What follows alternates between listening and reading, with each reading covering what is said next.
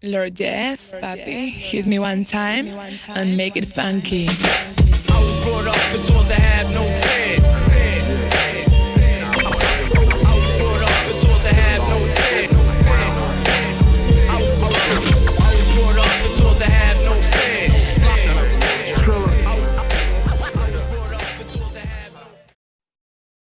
Welcome to the Full Circle Podcast. I'm your host, David Roberts, along with the OG, Dr. Neil Holmes. Missing today is the oral historian, Andre Taylor. We have a special guest today, someone I went to college with, one of those, I would say, unsung heroes of the community, who's doing positive things in his community, Mr. Mike Wilson. Mike, welcome, brother. Hey, man, thanks for having me, Dave. Good to see y'all. How you doing, Miss Dr. Holmes? How you doing? I'm doing pretty good. How about yourself? I'm doing pretty cool, enjoying the weather, you know? Oh, yeah. Hey, now this is one of those coincidences, Mike, as you know, I contacted you to talk about some of the things that you're doing in your community. And for those listening and watching, you live in Akron, Ohio. So it's just a coincidence that we had booked you to be a guest on at the time we're having this, uprising in Akron, Ohio, and it's on the national forefront news because of the shooting of Jayland Walker. Now, all I know is that, Jayland Walker was a traffic stop. I understand he did take a shot at the police. That's what I heard, and here they have released a video, and then they failed him with 60 shots. Mike, what have you heard being in Akron, closer to it?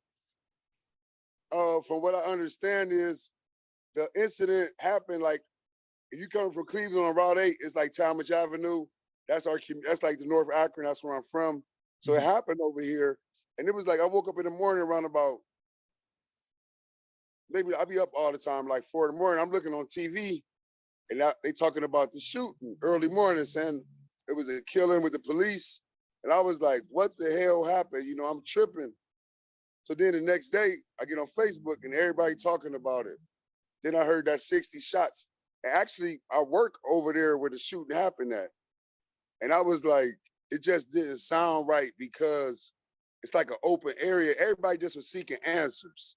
Mm-hmm. Me, I was just curious, like, how did he go on a high-speed chase? We know how he went on it, but like, why didn't he pull over? Like, I just knew he was shot. So everybody was just curious to see what happened, Mm-hmm. And mostly everybody I know on Facebook and in the community, they was like mad, People are very upset about this. Mm-hmm. That was just overkill. It was too much. And it really sent the shock through the city with all the violence that's going on here. Like, it was just like one more thing to make everything more treacherous. Now, I remember myself being, a student at the University of Akron, and I was arrested in 1989, April 15th, 1989. The police came and broke up a party. And I just remember, you both were there. It was like 30,000 students, only about 2,000 or 3,000 Black students. So the white students, their fraternities would have whole streets shut down, keg parties, all kind of things, music, noise going on. And the Black parties, which would be like at one house, would always get broken up. So, we were at this party and the police came and broke us up. And then my friend Keef was like, why y'all always break up our parties? And he's like, well, white kids don't make as much noise as you do. And I made a comment to my friend, I shouldn't have made it, but I said, I can't stand these hunky pigs. That was, years ago. And so the cop got out the car, grabbed me, arrested me, took me in, I had to plead no contest to disorderly conduct. I lost my $50 bail money, so that was the extent of it. It never impacted my life really adversely, but about a year ago, I applied for a job before I had my current one. And I did get the job, but it came up on my record. Like, it showed that arrest. I had the opportunity. They said after a year, I could have paid $75 and had that my record expunged.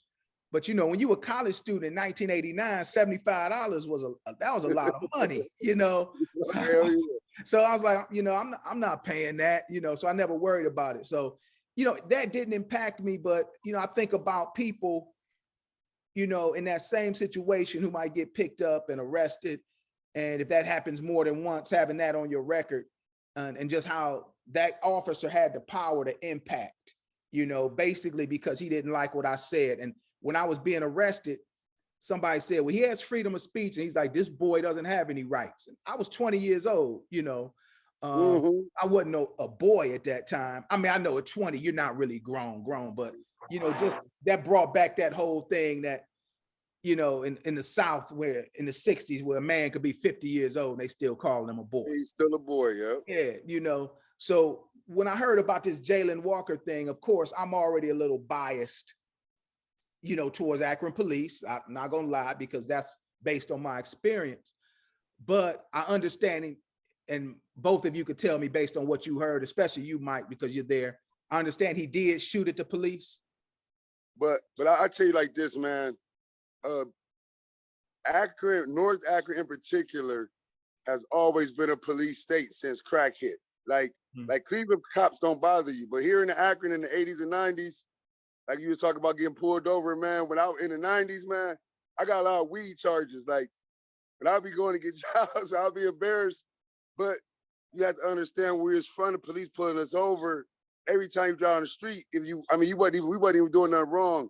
Our neighborhood was just under police colonialism. They really colonized our neighborhood in the name of drugs. So with that said, Akron is a real, they pull you over. Like Jayland got pulled over for nothing. Okay. You know what I'm trying to say? Terry versus Ohio, the Supreme Court case. If somebody got a hunch, they could pull your ass over. You feel me? Mm-hmm. And that happened a lot in Akron, man. The police just look at you. It happened a lot in North Akron. Like I say, that's where it all started. They always doing U-turns and stuff over here. When I got back from California, I finally noticed they would be on the west side and the east side doing that shit. Mm-hmm. But for years, our neighborhood was very hot. And Akron do got a habit of just yanking you over. Right. You know what I'm trying to say? They just whoop on you. And that's what really happened. To start it all off, you feel me? Mm-hmm. I know they just saw a black person that night, did a U-turn or something like that, man. And to me, that's backed by the Supreme Court, Terry versus Ohio, downtown Cleveland. I think it was in the late 60s. That's that court case, you know what I'm saying? That's real. That's how all this stuff begins started. Because these Akron police will pull your ass over just for driving down the street. Right. And when you think about it, even if he did shoot, which he shouldn't have done, if they hadn't pulled him over for nothing, there would have been no incident. And that's how I felt about the Trayvon Martin incident. People said, well, he attacked Zimmerman or whatever the case may be. But if Zimmerman hadn't have been stalking him, he clearly profiled him, and then it created a whole incident, but unfortunately, he was not held accountable for starting the incident. And he's just one person. So I doubt very seriously if these policemen who have a system behind them are going to be held accountable. Well, I doubt it too. I doubt it too, man, just because the police union is very strong here. And like I said, when you think of Cuyahoga County, you think of Cleveland, and you think of surrounding areas. Akron, Summit County is Akron, Fairlawn, Stowe, Hudson. That's way out there. I doubt if you find a grand jury that indict these cops. I don't think so. Doubt, that's just how it go. I just doubt if a grand jury indict them cops. I just really doubt it, bro. Now, what's your take on it, Doc? Well, let me say a couple things. Whether or not he actually shot at someone is still in dispute, because some people in the community and others are saying, because the only evidence is a light on the video, and they call that a flash, from the gun. But that's not necessarily the case. The gun that they said they found, that they recovered, had no bullets in it. And when he exited his vehicles, he was unarmed himself. Right. Now you compare that to the suspect that was arrested, today or yesterday, up there in Illinois, with 7 people dead and dozens wounded. He was apprehended without a shot. The white kid up there in Buffalo who is implicated in shooting, 11 or 12 African people, was apprehended without a shot. The white kid down in Charleston killed those black people in the church while they were praying. He was apprehended without a shot. All these people were killers, right? Or at least suspected of killing someone with high capacity weapons, and they're all apprehended without any problem, without getting hurt. And so how can someone, and he had 60 bullets in him, there were like at least 90 bullets shot by 8 police cars. I think 8 to 10, I forget how many police cars chased him down the inner belt. It was the inner belt, and so it was kind of like execution style, gangster style kind of a situation. And I wouldn't be totally pessimistic about the outcome. I know, the what do they call them?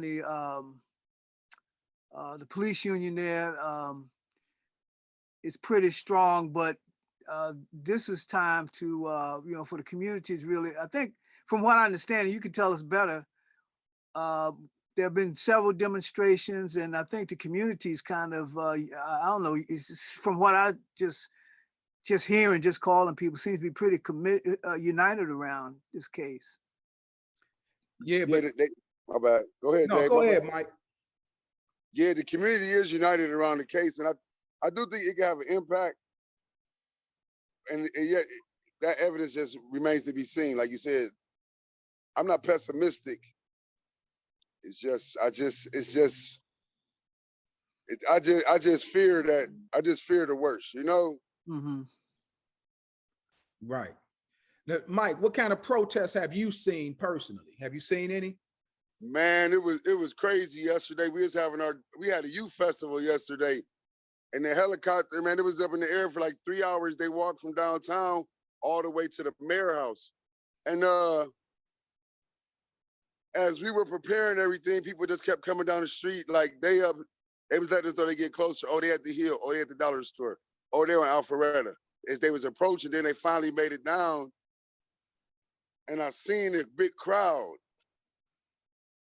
And it was it looked kind of fabricated. Mm-hmm. It was like a lot of white people, and it was like saying, fuck the police. And I didn't really care for that, Mm-hmm. It kind of, I knew what they were saying, but I just didn't sit good with me. I'm not saying they tarnished his name. It just didn't sit good with me, them saying F the police. It was kind of artificial coming from them. The protest, it was like a lot of LGBT, it was some racism even in the protesters. They wanted white people to march in this line, you feel me? Mm-hmm. My cousin told me that. She said she was up there, and then one person was like, white people over here. I mean, I'm not saying that's harmless, but I don't know where that came from, you feel me? I'm not saying that's harmful or detrimental to the march, but it was a funny crowd, you feel me? Right. It was a funny crowd, the protest I saw, but that was just at the tail end of it. Now downtown, when the stuff first started happening, there was more black people down there. But by the time the protest got to yesterday, it was more the national media, Black Lives Matter type people. Mm-hmm. And they went down to the mayor's house. That was impressive because I always wanted to go protest in front of the mayor's house. So I admired that. Right.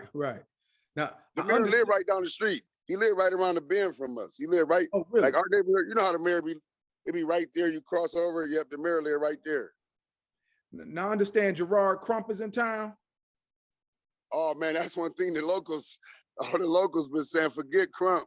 They've been saying don't bring Crump in, man. I ain't heard, but I know a lot of the local people have been like, oh, you seen him here? I've seen people, I'm on social media with people, local Akron people, and they've been saying like, to them, Crump is just a glory hound and, an ambulance chaser. And they said not too long ago, he had come to Akron because there was a sister who it was suspected that she was killed by a white person. And then when he found out that it was actually a black dude who killed her, he dropped the case. I don't know how true that is. I just saw this on Facebook. You know, Well, so you know, go Crump ahead. is in my, he and me, one of my fraternity brothers, he a Q dog. So I'm not speaking from a biased place. I just want to tell you how I feel about Crump. Okay. He comes in for the civil suits. He's not really the criminal lawyer. Mhm. He comes in for the civil suits. So when you see him, it's not really trying to get a cop. It's trying to get the money out the municipality. For the family. You Yeah, know, that's what he don't really come trying to chase the ambulance. I think he just has the stature, mhm. and he might know the ins and outs, and he might flat out just be in with the government, the governmental system, the state governments and the people who get the money out that pay. You know what I'm trying to say? Like, he might just be in with that clique, so to speak, so they'll call on him first. You know, and I heard Al Sharpton speak on that years ago. He said, you know, a lot of times when there's an issue, I'm called, Jesse Jackson is called. So you see us showing up at all these places, and then we get called ambulance chasers and we get called glory hounds. But in fact, we're called to come to these places and we go. Just like Martin Luther King was called, you know, people that have an issue, the garbage workers strike, sanitation workers in Memphis, they reached out to King, you know, come help us, come give us your influence. So that's when I saw people talking about Gerard Crump. I didn't necessarily agree. I was just sharing that with you. Yeah, that's how I kind of agree with him. But like I said, he's entrenched in that whole system of, like you said, they call Al Sharpton, they call him now. Now they got him on the list. Right. You know, I really don't like those type of people per se. But only thing about Crump, I don't know what he's actually controlling except money. Right. Like, okay, right. one time when in Houston, when they got the lady that the cop that killed the Haitian dude, Mhm. I didn't like when Crump came out and was like, "This is a victory for Trayvon Martin." Man, I don't know if you remember when he said that. I don't. He said, "This is a victory for Michael Brown." He put too much icing on it. You feel me? He Right. put too much butter on it. I'm like, man, this ain't no victory. This is a victory for homie, you know? Right. And Doc, I want to get your take on it, but I got to make a correction. It's Benjamin Crump. I said Gerard Crump. I think that's somebody I knew. It's Benjamin Crump. So Doc, what's your whole take on the, you know, the ambulance chaser moniker that gets stuck on so many of our, I guess, Black civil rights workers? Well, I think you have to see that what Crump has been able to do is been able to inflict at least a monetary penalty on these cities, and somebody else in the local area has to say, well, you know, your police forces are costing you a lot of money, and your police unions are costing you a lot of money, and you're gonna have to, you know, and you have to figure out a way to deal with it. And the other thing that happens with a lot of that money, that families form foundations, and that money gets turned back into other kind of movement activity. You know what I mean? It gets turned around into things that go back into other kinds of organizing. So I look at it. I look at Crump as someone who is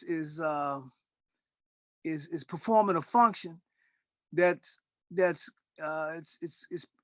has a positive effect in a way, but at the bottom line is that we live, like you're saying, we live in a colonial situation, a colonized situation, not just North Hill, but the entire African community of the United States is colonized. And until we break that colonization, we're going to have these instances over and over and over and over again. Now, each demonstration, each confrontation should give us some new tools and get us a new place to work around some of this stuff. But you know, it's about the hardest thing there is to do. I mean, it's a lot harder than just going in, getting a cup of coffee at a, you know, at a restaurant or something back in the day. Right. You're dealing with the fundamental situation, which is how do you keep people down so they'll never, you know, so they won't get back up. And every time they get back up, try to get back up a little bit, you have to slap us down again. So this is a situation, excuse me, a situation that's going to be very difficult to deal with. And the positive, I guess, is that from what I understand, quite a few people from all kinds of aspects of our community were involved in several of the demonstrations. I don't know. Mm-hmm. I just hear from the one or two people that I have been able to get in touch with. Now, one thing I'll say, I guess my last statement, the ambulance chasing type scenario, I always felt like the LGBTQ movement was able to make such great strides because there was no visible leader to attack. You know, every human being is fallible, but with LGBTQ, there was nobody that could be attacked. Like there was no Fred Hampton that could be killed. There was no, you know, Nkrumah that could be, you know, there was no person that they could attack and say, oh, they're just a glory hound. I don't know how they did it, but there was never like an LGBTQ leader that I knew of. You know, their movement just seemed to be a groundswell and just take off. And, you know, in the last, you know, 20, 15 and 10 years. So, you know, and, you know, that's fine, you know, fine for them. But switching gears, Mike, the reason we originally contacted you, you know, before this whole, you know, Jayland Walker incident took place, is because I'd received a text from someone I went to Akron with. They told me they were at an event and you were an educator and you received a community service award for work that you're doing in your community to combat violence in your community. So before we talk about your community for a minute, I want to just do a little background. I know you're born and raised in Akron. Yeah. And after you received your education and became a teacher, did you stay in the community that you were born in? Yeah, yep. Yeah, I love North Akron. We call it Little Harlem, the part I live in. I love it over here. I love it over here for the most part. And the reason I asked that is because, and I've had this discussion with Doc way back when I was a student at Akron, is like, it seemed like for a lot of African Americans, we've been given that the model of success is getting educated and moving away, you know, and we don't build up our own communities. You know, if we make a certain amount of money, we want to go live somewhere where they don't even want us over there, you know. And then we do get a nice area, African American area, it can come and be gentrified, and then our people can't even afford to be there anymore. You know, me living in DC, I see that in DC. I used to I visited Howard University back in 1995, and then when I moved to this area in 2012, you couldn't even recognize that area. Right, you know? right. And you know, it was mostly us back then, and now it's, you know, that's not the case. So I'm glad to see, you know, I give kudos when someone goes out, you know, gets educated, and then they bring those gifts back to their own community. So I just want to applaud you for that. Thank you, man. People always tell me that. They really thank me for that. And like over here where I'm at, we got a real heavy influx of Nepalese, Africans. Like North Akron ain't what it used to be. I mean, I'm happy that all these different ethnicities are over here. I really enjoy it. They give it an international twist. We got Congolese, we got Nigerians, we got Filipino, we got everything over here. Like if people went to Akron, if they came over here, if they had any track record over here, they'd be amazed at the diversity of North Akron right now. It's really cool over here. Now tell me, what's been going on in your community that prompted your work? Like talk to me about the violence that's been going on that prompted you to get involved. Man, 2 summers ago, man, this dude got killed at the goddamn Sheridan out in Cuyahoga Falls and shit. Mhm. So before I say that, like at North Akron was cool. Like it take 3 years for some stuff to get over to North Akron. It'd be on the west side. Like the west side is moving fast. So the killing shit hit over here about like 2 years ago. Well, the shit hit over here. So dude killed dude in Cuyahoga Falls, right? Mhm. And that set off like a big ass war. So for the last 2 years, these jokers been going back and forth, man. You know, and my son is from the east side, but he was in this stuff. And my son lost 2 friends, you know. Mhm.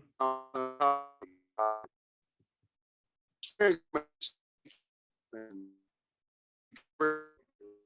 46 shots, AK shells, and it just really, over the last 2 years, man, it's been real violent. You feel me? Yeah. There's been a lot of murder all over. Just that drill rap is really, it's heavily drill rap influenced. Yeah. It's heavily drill rap. And it's just been a lot of houses with bullet holes.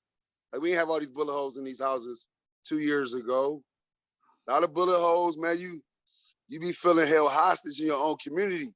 Because them dudes got AK-47s coming out their waist. You can't go up to them and say, hey man, can you lead a block party? Can you leave? Can you get off the street? You ain't gonna challenge them kids, man. Right. So it's basically, it's like living in a war zone. It's like living in a real war zone. Mhm. And that shit's psychologically disturbing to the neighborhood. Gang stuff? Yeah, corny gang stuff like Chicago emulation.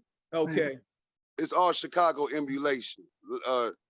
The language they use, how they swinging, you know, everything. It's just all Chicago emulated. Okay. Yeah. Let me ask you a question. I was talking to someone about that drill rap the other day, and he said that some of those drill rappers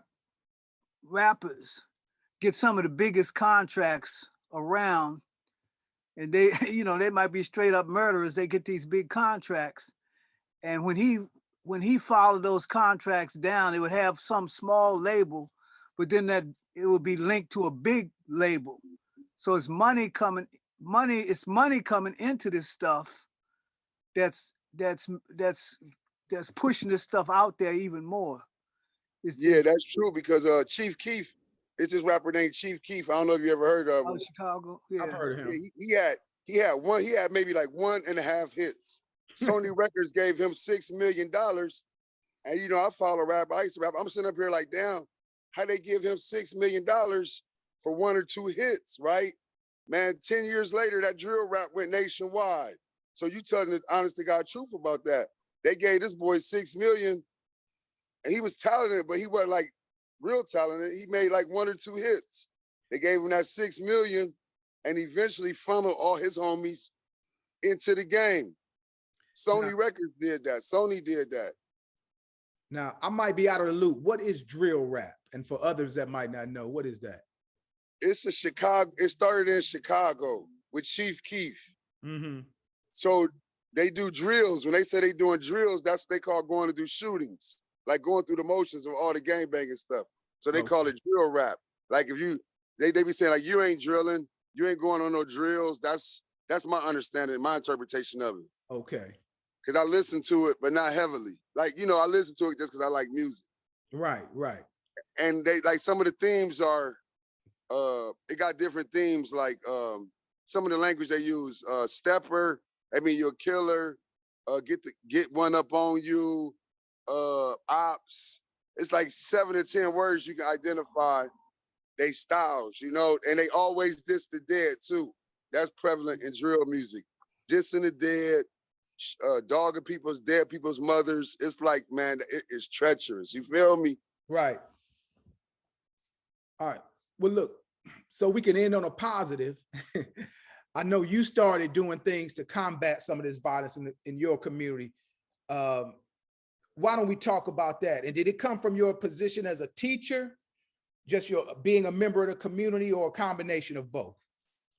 It was a combination of both. We was doing block parties just to keep the festive feeling in the neighborhood. But then when I started teaching, man, and I went to some of them classrooms, and the shit was heinous. Like, you feel me? Like, of course we was bad and all that, but it felt like it wasn't no balance. So I feel like these kids need like life skills. They need work ethic. You know, they need to be challenged. So that's basically once I went to them classrooms, I basically was like, fuck this, we gotta do something about this shit because they're not getting exposed to the stuff we used to get on the corner. You feel me? Like, we could walk down the street. Like, when I was little, I called this, it was me and this man, we used to play back and forth. We called each other punks. Then one day I called him a bitch. Then he grabbed me, choked me, said, you'll never talk to me like that. I learned the lesson from that. You know, I wasn't like, I'm going to get my mama, you bullied me. I called this grown man a bitch. You used to get lessons on the corner, man. You could walk down the street, even a wino will teach you something. Yeah. These kids ain't getting that. We need a forum. If it's a block party, if it's just giving away free food, we do the Northside Olympics. We got all type of events going on just where we can get to the kids, get their ear, you feel me? Spit some good stuff to them, you know, and a lot of educated people, I feel that they should be coming to these events in their good cars, in their Lexuses, you feel me? Right. In they whatever, if it's a Honda, let these kids see that people legally can get Lexuses and Mercedes Benzes. Right. Because all they seeing is the hood stuff. You know what I'm saying? So my programming, I bring in entrepreneurs, my fraternity brothers, so they can see I'm trying to put a positive image out there for these kids. That's basically what I do. So who are you working with? Is it, have you started your own like nonprofit organization? My organization is called the Improvement Movement. We was doing it just willy-nilly before, but then I started my real organization 4 years ago. Okay. So it's called the Improvement Movement, and our mission is hosting recreational, spiritual,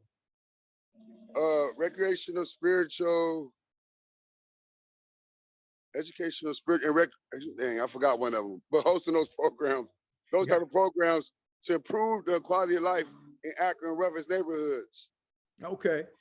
We want to spread love. We want to feed the kids. We like that's my thing: music, food, and then information. It sounds like it's funny because it sounds like what the Black Panthers were doing with, you know, and along with their free breakfast program.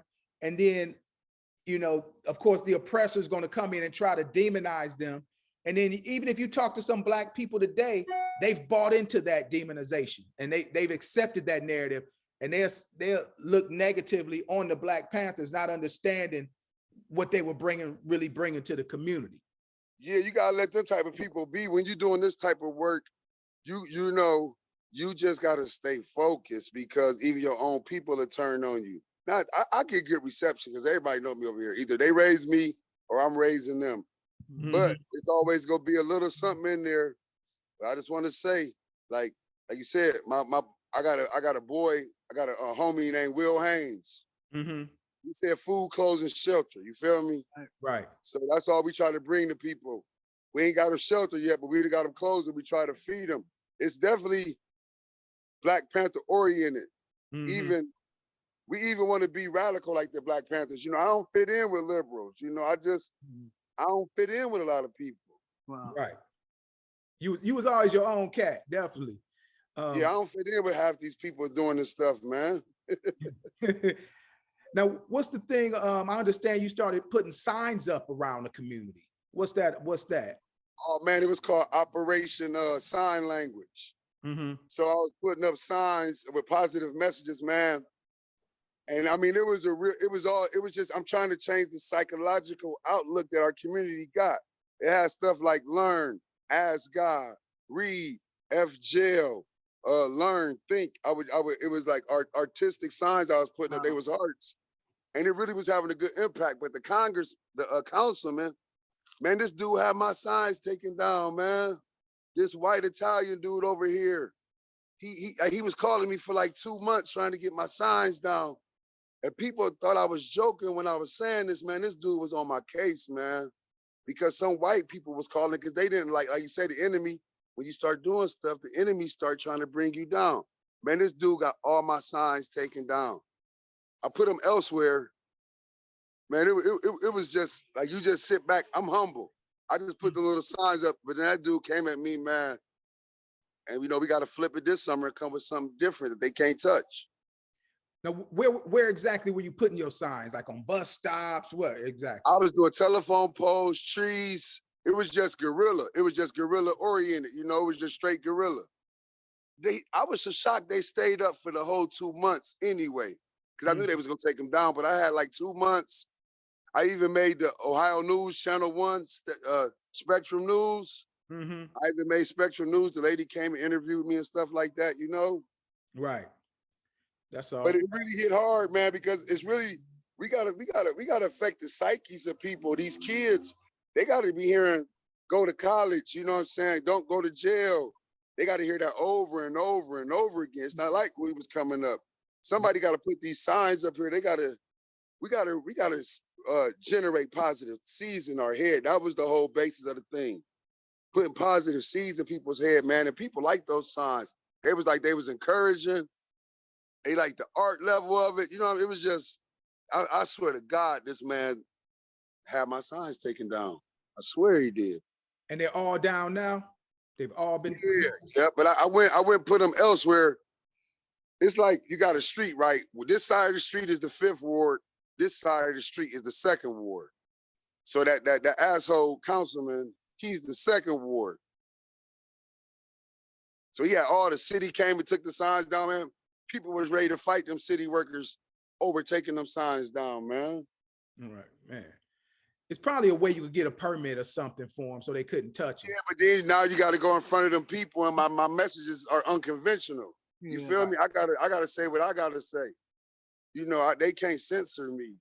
Right on.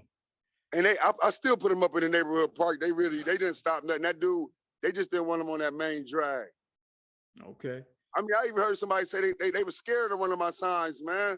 I had a picture of a black dude with dreads holding up the world on his back.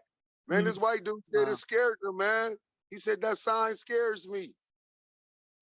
Well, that's something that's in him anyway, regardless. You walking down the street could scare him. Doc, a lot of this sounds similar to what like you all were doing with the All African People's Revolutionary Party. Well, we used to do, sometimes we do what they call wheat pasting, get stuff up and put it all over town. And different organizations, put them up and go out at night, just put stuff up everywhere. You don't see that stuff a lot nowadays, but it's important work to put the information out where people can see it and not where somebody got to hide, gotta search for it. You can have information where people got to search for it, they'll never find it, but you put it right out there in the public where they can see it, right in their community where they can see it and think about it. Hey. So I think that's good. I had a question though. What's been the most the thing that makes you feel good about the work in terms of the response from the community and the young people in particular? It really working with them kids, Dr. Holmes. Like when those kids come out and you feel like we did the Northside Olympics, we did that Sunday, and people funded me like it was a 3-on-3 tournament. So the high school people won 160, the junior high won 140, and elementary won 120. Man, we had races, push-up, sit-up contest, quarterback challenge. It felt so good giving them kids that money. It felt so good paying them kids that tournament. I really get a kick out of helping the kids, man. We got employment programs, putting money in them kids' hands. That's one of the best feelings I get, because I know when I was little, when I was doing little odd jobs, all that stuff, I built my work ethic, and it always made me want more. So if I just feel like it's good when them kids earn that money. That's the best feeling I get. Rewarding those kids. And Mike, like I said, I definitely wanted to end with this because I wanted to end on a positive note since we started. Hold on. I want to say one thing. I want to thank Dr. Holmes. Oh, go ahead. For his instruction when I went to Akron U, because it really got me started off in African American studies and politics. Thank you, Dr. Holmes. You're welcome. That's on behalf of the people. Thank you for that work, man. I tell you, we gotta have that work. We definitely do. And that's why I wanted to give people an opportunity, for like our people watching and listening, how can they reach you if they want to support your movement? You know, you got a phone number, email address, website, and I'll make sure I post it. My email, okay, my Cash App, if you want to donate, is $NorthHill. That's capital NORTH, capital HILL. We got a youth employment program, a job employment program we're about to start at the end of July. So all that, if they send me some money, that'll be going to the kids work program. But my email is michaelwilson502@yahoo.com. And we don't have a website up, but on Facebook, they can catch me at The Son of Don King. That's my Facebook name, The Son of Don King. Okay, all right. If they inbox me, if they want to check and see what do we need, I love people supporting our movement. Hey, and man, we're glad to have you on here. We just want to, like they say, give you your flowers while you're here. You're like one of them unsung community heroes, brother. So, you know, thanks for the good work, and thanks for, you know, joining us this evening, brother. Man, thanks for having me, man. God bless y'all, man. God bless everybody watching this, man. Be strong, y'all. All right. Take care now. All right. Lord, yes, papi. Hit me one time and make it funky. I was brought up and told to have no fear.